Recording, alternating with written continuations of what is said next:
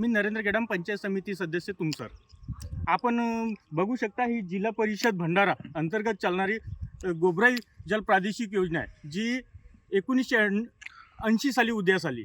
1980 सालच्या काळात जेव्हा ही योजना उदयास आली तेव्हा ह्या योजनेअंतर्गत 400-500 कनेक्शन देण्यात आले आणि कालांतराने योजनेअंतर्गत ग्राहक वाढत आले आणि ग्राहकांनी 2000चा टप्पा क्रॉस केला. त्यानंतर सन 1998 वर्षी महाराष्ट्र शासनाने महाराष्ट्र जीवन प्राधिकरण योजना इकडे कार्यान्वित केली आणि ह्या योजनेअंतर्गत येणारे 6 गावे त्या योजनेला जोडण्यात आले. त्या काळात ठिकठिकाणी प्रत्येक गावी 2-2 लाख लिटरचे टाक्या बसवण्यात आल्या आणि तो सीतेकसा डॅमच्या फिल्टर होऊन पाणी त्या टाक्यांमध्ये सोडण्यात आला आणि तो फक्त टेस्टिंग करण्यात आली 1 किंवा 2 वेळेस आणि तो आतापर्यंत थांबलेला आहे. दुसरी गोष्ट महत्त्वाची सांगायला बसला तर ही ह्या योजनेच्या जलवाहिन्या एवढे 40 वर्ष होऊन गेले, त्यामुळे खूप निकृष्ट होऊन गेले. दुसरी गोष्ट इथं अमाप रेतीचा उपसा झाल्यामुळे इथं फिल्टर प्लांट नाही आहे. रेती असल्यामुळे एकेकाळी इथं पाणी फिल्टर होऊन जायचं नैसर्गिकरित्या